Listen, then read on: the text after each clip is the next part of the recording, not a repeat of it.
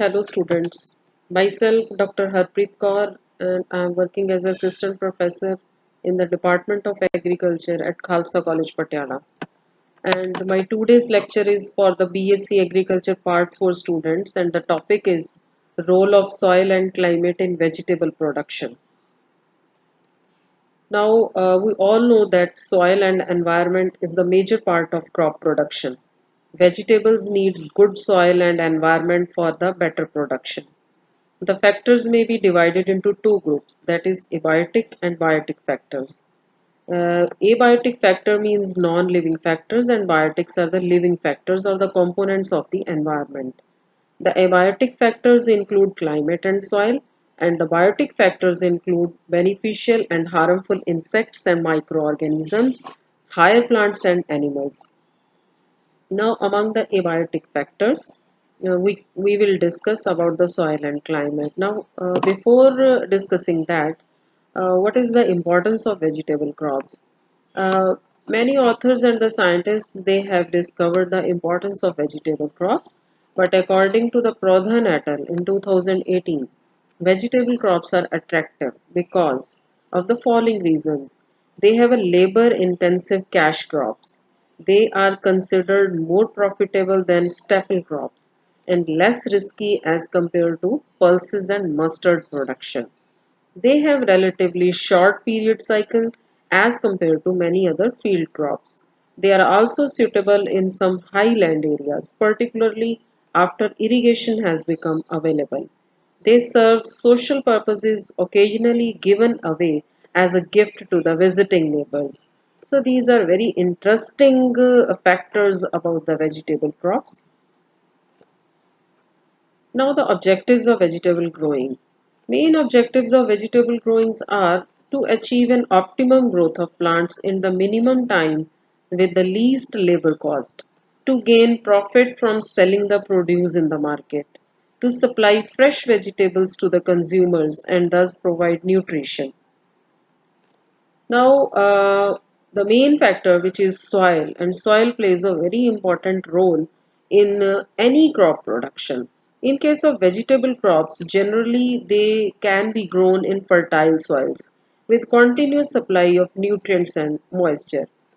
Broadly, sandy soils are best suitable for our root crops, bulb crops, and tuber crops. Because of the early crops in sandy soils, fast development, easy harvesting of the roots and tuber crops. Now the loamy soils. Loamy soils are also ideal because they have a good mixture of sand and clay. They have a good nutrient and water holding capacity. They have a good aeration near the root zones. Then clay soils. Clay soils they are mostly difficult to work with because they became very dry. But even then they have a good water and nutrient holding capacity. Now the soil pH is another component which is very important. Vegetable crops can be grouped into the following categories based upon their tolerance to soil pH, which includes slightly tolerant, moderately tolerant, and very tolerant. Slightly tolerant means having a pH of 5.5 to 6.8. Moderately tolerant means having a pH of 6 to 6.8, and very tolerant means having a pH of 5 to 6.8. Now, slightly tolerant includes some vegetables like beans, brinjal, carrot, lettuce, muskmelon, okra, onion, leek, celery, and peas. And moderately tolerant includes the vegetables like same brinjal, beans, carrot, cucumber, garlic, peas, pepper, radish, turnip, etc. And very tolerant vegetables are potato, sweet potato, and watermelon. Now about the climate and weather. Climate determines what crop can be grown best in a particular location. The performance of the crop is mainly depends upon the weather conditions. Now, including the daily conditions of the environment, they are temperature, rainfall, light intensity and duration, wind direction and velocity, and relative humidity. First of all, we will discuss about the temperature. Temperature affects growth and development of the vegetable crops during different phases of the growth. These phases are such as seed germination, germinal survival of the plant, development of the economic parts, flowering, fruiting, quality, pollination, seed production, seed storage, seed dormancy, occurrence of disease or the pest. And each vegetable crop grows well in a favorable range of temperature. This is called as a optimum temperature range in which the rate of photosynthesis is normal. So the net photosynthesis product is maximum. Vegetable crops grow well within a narrow temperature range. At 0 degree centigrade temperature, plants are killed by frost, and at 40 degree centigrade, they can killed by heat. So many plants are permanently damaged at 10 degree centigrade or even 15 degree centigrade temperature, and most of the crops lose their photosynthetic efficiency above 30 degree centigrade temperature. So such type of temperature is called as a extreme temperature.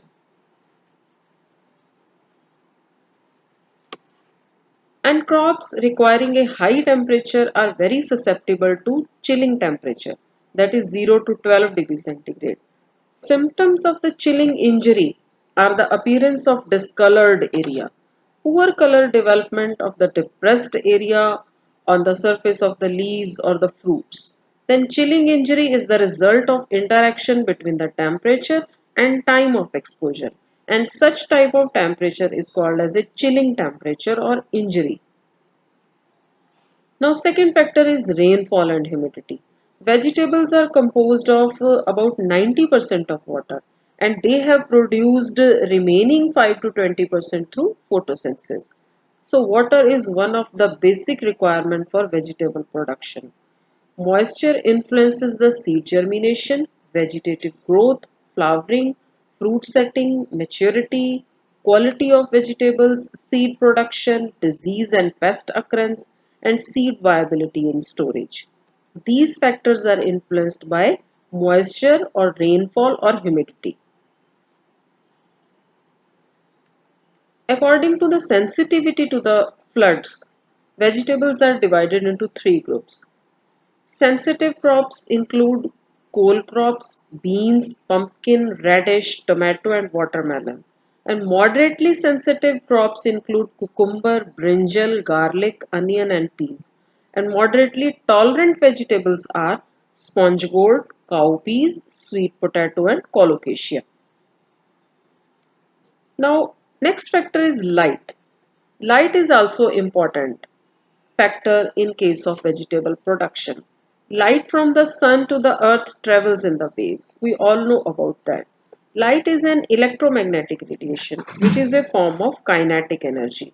It is the integral part of photosynthetic reaction in which it provides the energy for the combination of carbon dioxide and water in the formation of first manufacturing compound.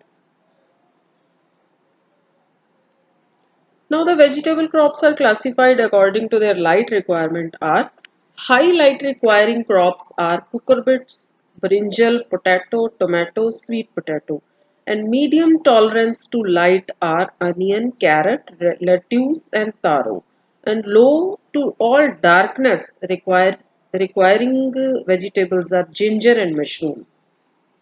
Now next important factor is wind. During rapid growth of plants, carbon dioxide is rapidly depleted on the root surface. A slight wind is essential for the supply of carbon dioxide near the plant surface. But the strong winds, where the average velocity is greater than 7.2 kilometers per hour, is a limiting factor for the vegetable production.